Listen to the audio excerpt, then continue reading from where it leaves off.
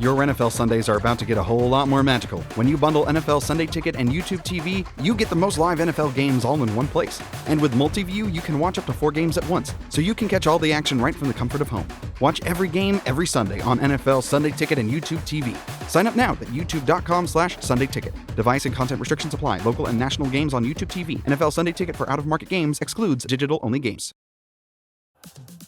This episode is brought to you by Microsoft Azure. Turn your ideas into reality with an Azure free account. Get everything you need to develop apps across cloud and hybrid environments, scale workloads, create cloud-connected mobile experiences, and so much more. Discover what you can create with popular services free for 12 months. Learn more at azure.com. That's AZURE.com. And sign up for a free account to start building in the cloud today. If you're a facilities manager at a warehouse and your HVAC system goes down, it can turn up the heat, literally. But don't sweat it, Grainger has you covered. Grainger offers over 1 million industrial-grade products for all your operations, including warehouse HVAC maintenance. And even better, they offer access to experts and fast delivery, so you and your warehouse can both keep your cool. Call 1-800-GRAINGER, click Grainger.com, or just stop by. Grainger, for the ones who get it done. Thanks for choosing this free Anfield Index podcast. If you'd prefer to listen to this or any of our other shows without adverts, then now's the time to check out Anfield Index Pro. With AI Pro, you can supercharge your entire listening experience. You'll not only get all of our podcasts without the ads, but you'll have them far faster with our Quick Publish feature available exclusively for subscribers. AI Pro also puts you in the heart of our sound studio, with an option to listen to many of our shows live and interact with the podcasters in real time as the shows are recording. Upgrading couldn't be easier. AI Pro is available on all popular podcast platforms. Just head on over to anfieldindexpro.com and get started today. Hello and welcome to Molby On The Spot, your weekly chance, thanks to Anfield Index Pro, to hear the wit and wisdom of that lad over there, Mr. Jan Molby. You're a hero and mine, so let's welcome him back to our ears again. Good evening, Jan. Good evening, Trevor. I hope you're well. There's plenty going on.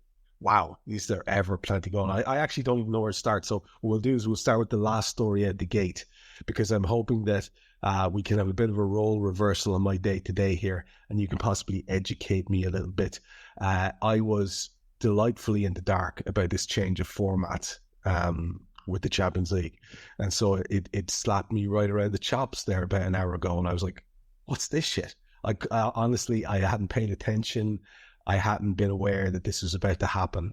So I'd like to just walk through with folks, if that's okay with you, and get your reaction to the people involved. So first up, I did save a quick picture here so that I can talk to you about the teams in question. So it would seem as though Liverpool will take part in an 8-game initial stage at home to Real Madrid, to Bayer Leverkusen, to oh my god, I can't make out who that is. It's a French club of some sort. I can't see the logo, sorry. Bologna as well at home. And then we go away to, of course we do, Red Bull Leipzig, Milan, PSV, and Girona. If you can fill in, hit the blanks. Who's the French team, Jan, that we're playing at home? I don't know. Is it Lille or is it Brest? I'm not sure. I just can't see the bloody thing. My picture's blurry. Anyway, we'll work that out in a second. I'm sure I have a list somewhere else. This is known as the Swiss model. In a nutshell, what happens here in terms of, we were used to the old-fashioned model with the 2 initial stages. What's happening here? What's the reasoning behind it as far as you're aware? I have a theory. I can see the theory here in front of me as it was intended. What do you make of it? And what do you make of the clubs we've got? Oh, there's absolutely no doubt in my mind that it's designed for one reason, one reason only, and that is to have more games. That's where the money is. However, UEFA try to wrap it up in packages. It's all about more games, and we're going to get 2 more rounds of group games in January, which will mean significantly better TV deals, more prize money, more money for everybody all the way around. So we're used to basically straightforward 8 groups of 4 teams. You play everybody home and away. So what you do, you basically play 3 different teams. The group stage now you play 8 different, which I think is great. So we're talking here Thursday night. Wednesday night, we had a Danish team going to Bratislava, playing the last round of qualifying for the Champions League. They got knocked out. So Bratislava goes through instead, first time ever in club's history. And they now get to play 8 top clubs as far as they're concerned. But it's not quite the same for us, is it?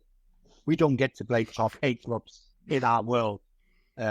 We just get to play more games against teams that we've got 2 teams who can beat. You know, so, and I was looking at it and I'm thinking, so it's a one-off group stage. All 36 teams are in the same group. The top 8 automatically qualifies around the 16. And then you got all the teams who finish from 9 to 24, who's in an extra knockout round. So, you know, what was that song called, Trevor? Money, money.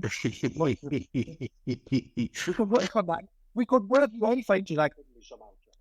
Yeah, that's what it is. That's exactly what it is. It's going to come down to the shackles at the end of the day. Trevor, what was basically what bored you the most about the Champions League?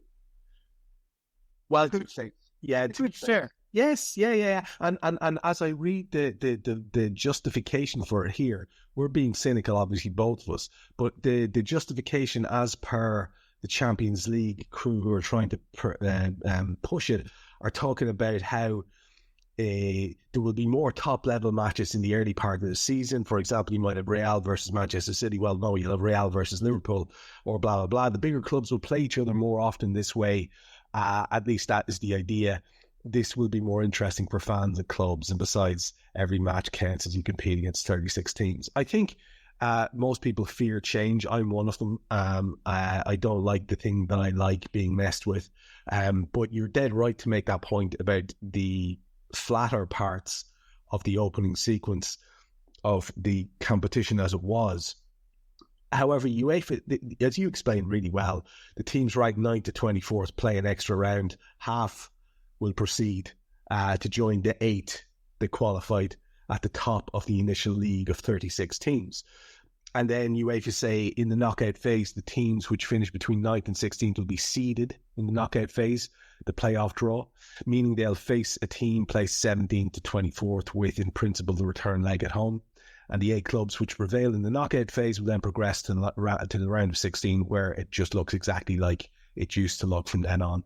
So as you say, it's a way of wedging in more high-quality matches, but also more matches, end of story. Look, it's interesting. What do you reckon to the Reds' chances in terms of being immediate qualifiers in that top 8? I mean, you'd have to fancy us, regardless of it being a new manager. You'd have to think, wouldn't you? Well, look, we've got to do our level best to be in that 8, so we don't have to worry about that extra round or of 2 matches, actually. Yeah, and I can't see that being a problem, sure. I mean, you went through it all this, and, you know, we talk about more matches and more top class matches, but it's kind of matches that don't really matter because there's no risk. There is no risk whatsoever for the top teams. You know, they're going to sail through this. I reckon that with teams, as in the top 24 clubs, who might lose 5 games. They might lose 5 out of 8 games, and still they'll go through in the Champions League to get another 2 games. Great from their point of view in terms of the financial side of it, isn't it? But Trevor, you know, we need games where with our heads to the seat, isn't it? It's 1-1. If you concede another goal, out you go, isn't it? Not we'll play another 6 games, and it doesn't really matter. So in terms of the teams that we've got, yeah, Real Madrid is always a tricky game, isn't it? But I can kind of see Real Madrid thinking, so what, we got 8 games, we go to Anfield and lose, we'll win another 6 or 7, we'll come to finish the top 4, top 5, isn't it? And I think that's what's going to happen to you if big teams are matched against each other. You think, well, it doesn't really matter. You know, whereas before you had a home and away, you had to finish the first 2 or whatever. It was a little bit more edgy. It wasn't perfect either. And I was also desperate for UEFA to do something. I just didn't see the point in more meaningless games. And I think that's what we've ended up. So in terms of the teams that we're going to play, got a bit of history with Milan, PSV Eindhoven, yeah, okay, but they're definitely at least a level underneath what we are. As Girona's, they had a good season in Spain last year. Is it really a team we look and think? So, I don't know. I mean, this is also a new ball game for our new head coach, Aaron. He's only ever been in charge of six Champions League games, from which I think he's lost 4. So he will also get a lot of experience from being in the Champions League.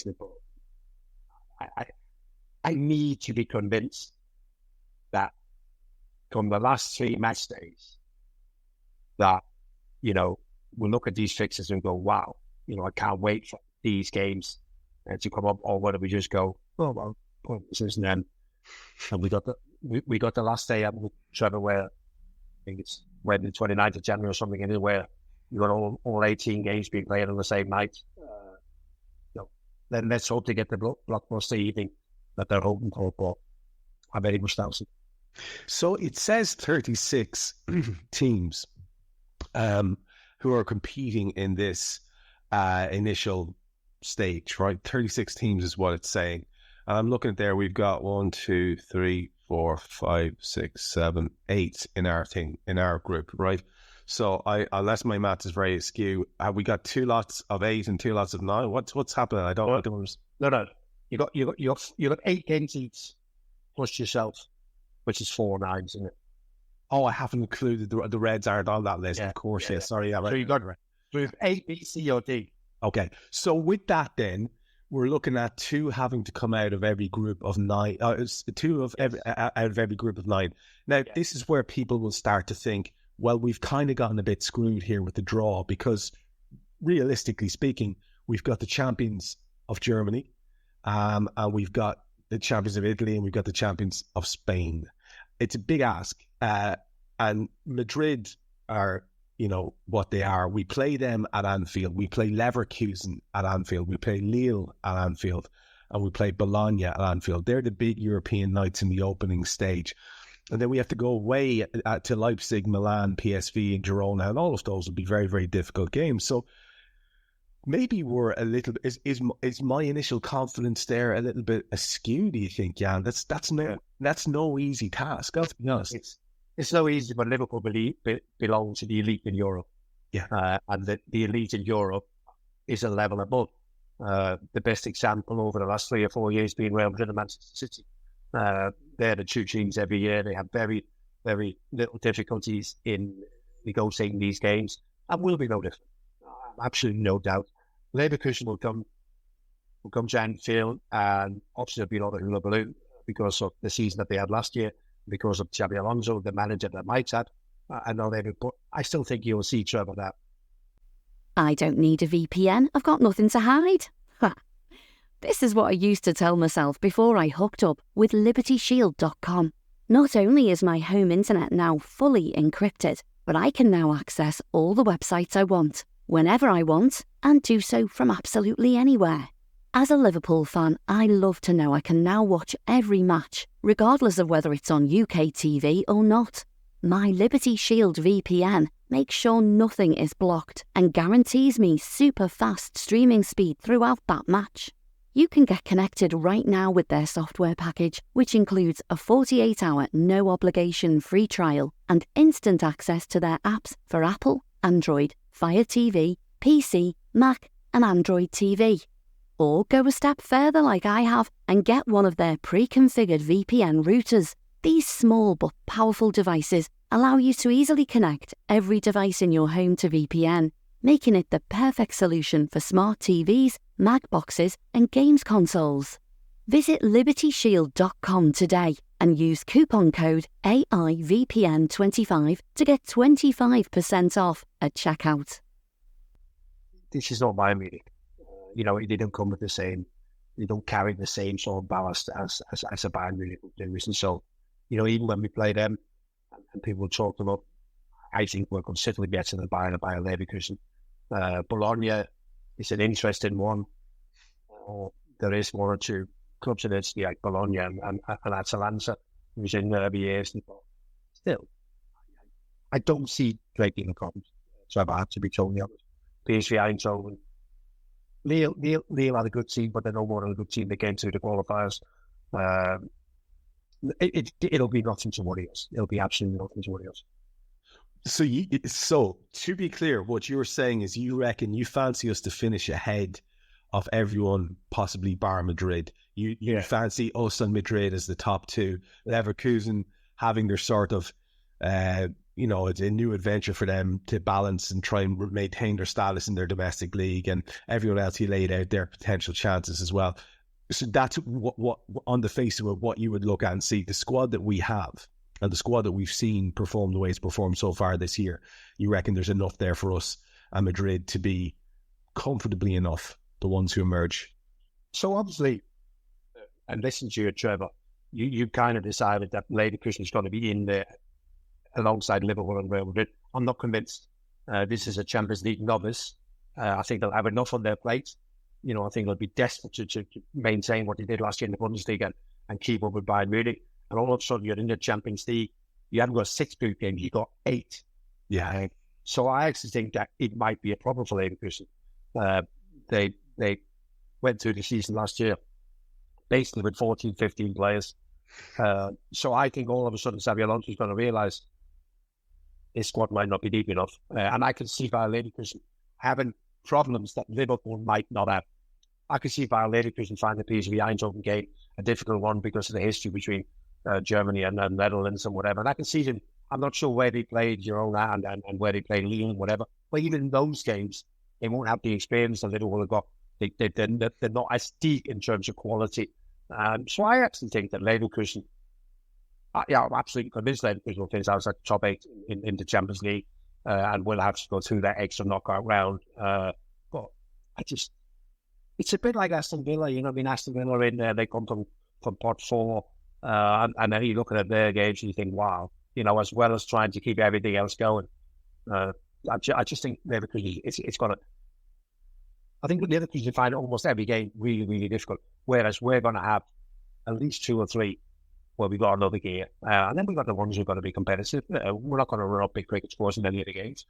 But I'll probably even fancy us. I don't know how serious Carlo Ancelotti is going to take it when he comes to Anfield, although, Real Madrid do have a tendency, because of the image of the club, that it's almost like Liverpool back in the 80s. When I played in Liverpool, every game you play where people pay to watch you, you feel you're under pressure to play your strongest team. That was very much Liverpool back in the day. But our fans are travelling, we need to play. And I think Real Madrid falls into that a bit. A bit like Haaland over travels, isn't it? Whenever we play, all our big names play. So maybe they all will play, isn't it? But it's not going to be like on a night set season. So the only interesting bit, Trevor, the only thing that might be, is that when on Saturday we get the calendar for when the games are scheduled, because obviously we don't know that yet, but we'll get that on Saturday, and then we'll have a clear idea of, when we play the games in it. But as I said before, what will get you through? 8 games, 24 points, 15 points, 15 points get you to the top 8 probably. That's 4 home wins. I know it's not a game you're going to beat Real Madrid at home, but that's 4 home games plus 1 more, Trevor. Relax, Trevor. I tell you what, Trevor, you travel over in March. You've got a Champions League knockout game, and you top it off, Cheltenham races. Yeah. You've got one of these years. You got to get me to Cheltenham. That's a fact. I find myself in agreement. Real, Leverkusen, Lille, Bologna, all beatable at Anfield if we play our best. Leipzig, Milan, PSV, and Girona, all beatable away if we play our best. We're going to talk about how that squad is going to come into play and the additions to it, and the potential further additions to it, and what we made of how it's played without these additions in the first 2 games. We've had 2 games to talk about now. We spoke about the first one. The second one, oddly similar between first half and second half. We'll get to that. But I do want to sort of segue into what adjustments are being made to the squad. And we have had today loads of lovely video footage of Federico Chiesa. And it has been quite a lightning move that nobody really saw coming. There was a lot of anxiety then about, we're going to spend a fortune on this guy and he's got a terrible injury record? Is he going to be up to it, and so on and so forth? But I think when you look at the actual fee, Jan, for a player of Chiesa's undoubted quality, a player who in 2021 we were eyeing very, very eagerly, and the price tag would have been 5-6 times what we paid for him now back then. I don't see how it can be bad business. You look at Bobby Clark going out for a similar fee. You look at the young lad who's gone out for 20 million, rising to 27, whose name is just escaping me at the moment. And you think, well, between those two deals, you've probably paid Chiesa's wages and agents and transfer fees been evened out by the Bobby Clark money. And it seems to make sense to me, yeah. I'd say what we do, John. We do generally, when Michael is in charge, we do buy and sell well. There could be no doubt in that. To get, I know people go, people's like it's like a throwaway, and you go, well, Bobby Clark to Salzburg, yeah, of course, and Pep Lyons is the coach or whatever. So, yeah, why not? But I mean, still, for Salzburg to pay 10 million for the player, believe me, that's not something they do every day. No. And then for them to do it for a young, inexperienced players at the top level. So, yet again, we dug in and we were able to convince the people that you find a lot of potential here. I have to say that. So 6 weeks ago, Trevor, I don't think we thought Arne Slott's going to enjoy working with all these youngsters. He's a coach that makes players better. He enjoys working with players, scared of giving young players a chance. And now we look at him and think, oh God. And is that the reality of elite sport? Or is it just fact? Is it just something that makes financial sense? In that,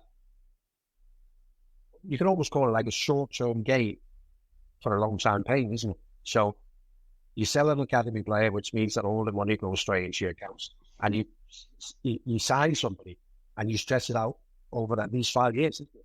So is that why everybody's selling academy players? I don't. Chiesa, don't know, Trevor. I'm reluctant to be overconfident. But one thing I won't do is be too negative now that Michael Edwards got an unbelievable record. He'd gone off my radar a little bit.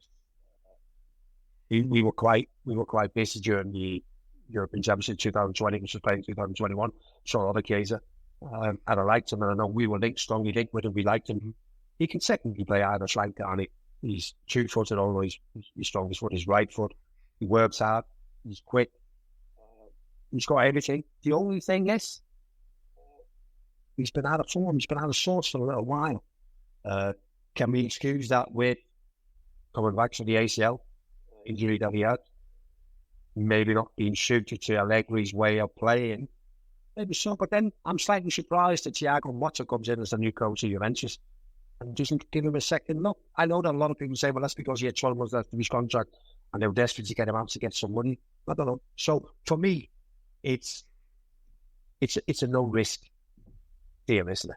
I mean, even if he doesn't come off 10 million here, but if you get 10 million for Bobby Clark, I'm sure you can get 10 million for Rodrigo in Chiesa if you got to sell him again, isn't it? But what does he need, Trevor? What does the boy need? Does the boy need to play? Can we offer him that? Will we? Have we bought him as a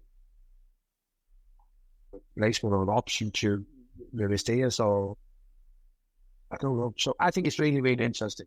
I kind of like the deal, but I only like the deal because of the money involved, or more important, the money that's not involved. That's kind of the one thing at the moment that makes me think, well, okay, I quite like this deal. Whether the player will, because also there is no guarantee, because Michael Edwards also paid 50 million for Navigator and 40 million for Oxlade Chamberlain, almost those figures, you know what I mean? So it's not everything we get right, and so yeah, let's watch and see how the boy does. But it's interesting, and it's a no-brainer at that fee. Yeah, well done.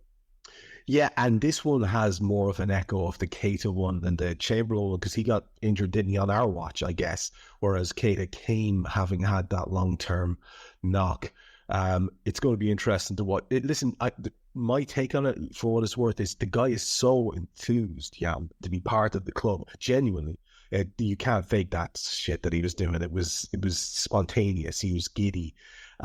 He was, telling his girlfriend to put on "You'll Never Walk Alone" as they were flying the plane across, and you could see Anfield. Someone handed him his jersey with his name on it. He looks genuinely chuffed, and I think that will go a long way, that level of enthusiasm, especially when you consider the quality he has as well, right? That's just one problem with that, Trevor. Go on. You mentioned the shirt, number 14.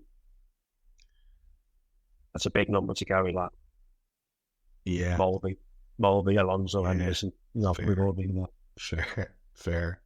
Good luck, Federico. Well, actually, I saw a clip of you today, sir, wearing the 11. Right.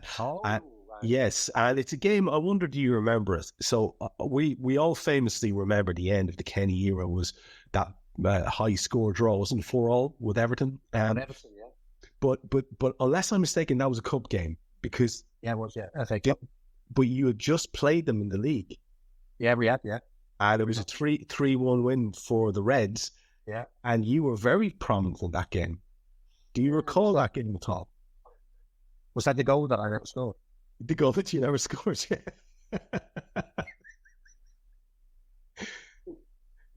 So we beat them 3-1, yeah? Yeah. So I scored the first goal, yeah, which I guess in those days was decided by the stadium announcer. Yes. I think it was. So I think George Sefton just gone and scored our first goal, but then ball number 11, Yango. And of course, our next 2 goals are both scored by David Skeevy. Yes. So, and when I hit the shot, it come off Skeevy's heel. So I guess in today's world, he gets a hat-trick against Everton. Yes. But every fucking time I speak to him. Any chance? I said, no, that's my one. Right in the bottom corner, Trevor, left foot. Absolutely. And you know what? Even though I knew that, I'd heard the story before, from Speedy, I think, I actually was fooled completely by the angle of the camera. So I don't blame Sefton, and it's definitely your goal, in my opinion. The other news around the squad was the addition of Mamardashvili. Now, this again speaks to the Michael Edwards era, the new era of sensible sort of wheeling dealing. A lot of people have talked about how much money we've made in all the deals out. Obviously, I was trying to think of Fabio Carvalho's name for some reason. It escaped me earlier on, and that's probably the best and the most impressive. But there's lots and bits and bobs going on. We seem to be, as you said, selling very well, and whereas I think that makes a lot of people very excited, the kind of people who get a kick out of our accounts. There are other people who are saying, well, there are things that we clearly need to do. And last week on the show, Jan, as we were speaking, I should have been imagining Eddie Gibbs rubbing his hands together like this, because he picked out a few select quotes from you and I, which made us look as if we were like trying to panic the fans. And of course, the reaction online was like very split. At last somebody's saying what needs to be said, and then some other people saying, "Oh, trust the system," whatever, But it was excellent work by Eddie. He got a little bit of a shitstorm kicked up. But the fact remains that what we were trying to get at last week was, if we do not address this midfield situation, which is clearly a priority, and we do not address this defender situation, which is also clearly a priority, we've spent a long time publicly going for players in these categories. How much of a success can you call the window? We've gotten in an opportunistic signing in Chiesa, who may or may not be a wonderful addition. We have no way of knowing until we see what he does. We can enjoy that one. We can revel in it. It's a nice bit of, that's the key word of the transfer window. Hughes himself said it, opportunistic. But Hughes himself also told us that there would hopefully be a crescendo of business as we come to the end of the transfer window. Tomorrow, at the end of tomorrow, I'll be doing a transfer roundup special. We have until 11 o'clock tomorrow evening to do some business. So we'll talk about Mamardashvili in a minute and what that, for the sake of it, get a take from you. But just in terms of, this show will be coming out well into the last day of the window. Maybe they'll push it out tonight, but I'd say it'll be tomorrow morning, which is well into the last day of the window. you have your ear right to the ground there. And there are journalists who are still saying, don't be surprised if Liverpool, blah, blah, blah. Similarly, we were linked with a guy who nobody had considered from Olympiacos, Jose, I think is how you pronounce his name, on just today. It was the first time I saw the links, and then all of a sudden James Pearce is coming out going, no, there's nothing to it. So I'm wondering, do you think, would you have your suspicions that we've done what we're going to do? Because there's also, like I say, people briefing and saying, well, Liverpool can't get the player they want, and it's better to wait. We've already heard the manager say words to that effect. What's your feel in terms of what might happen, what might go down in the next 24 hours or so? So I was at the Brentford game last Sunday, and I saw all the reporters who are as well connected as you can be. And I think they're all very much in the same boat. It's much of a guessing game. It always is when Michael Edwards is back in town. There's no rumours, nobody guessing anything. But they kind of were two interesting bits, Trevor. Interesting things. The first thing should be Mendy, who, and I actually had an argument with somebody about this. Should Mendy said yes to Liverpool and then changed his mind and said no. He changed his mind after his club had spoken to him about, this thing about what you got here. Look what you got here. You're playing at your local club. You're on the mountains to work or walk in, and you can eat nice food. You can do all the things in Liverpool. You're only going to drive over the border here in Wales, all the mountains that you want, and there's nice food everywhere. So that's not an issue, is it? But they also offered him a new contract, and that's not going well. So somebody was saying they wouldn't be surprised if Liverpool, via the back door, asked the question again. You know what, Martin? The contract's not going too well. You've just won the European Championship in Spain. No disrespect to especially where you are, but you'll probably never win anything with them. Any thoughts about maybe changing your mind? But the big one is Jared Brantwaite from Everton. There's a feeling that Everton wants 70 million, and there's a feeling that Liverpool might want to go, here's 70 million. Are you going to sell? It's kind of, well, of course, it's not something we can afford to get in our faces, is it, Trevor? No, we can't end up in the losers here. Exactly. You know what I mean? So it's got to be very careful, constructed, if indeed it is what we want to do, isn't it? But those two stories were kind of, nobody was in a position to confirm that this might or might not happen. They were just rumours and circulations and trying to work out what Liverpool might do, because the whole Mendy thing is like, that's who we wanted, and we don't have a plan B, which I don't have a problem with. We've done that before with Virgil or whatever. We wait for the right people, isn't it? But if Mendy's better was the right guy and things are not going as he thought he might do, I don't know what it's worth. Just asking the question again. But my problem is, Trev, and you didn't ask the question, but we spent 45 million, or roughly 45 million. And I don't for 1 minute believe it's put us any nearer winning the title. So I think all that in maybe a year's time would be good planning.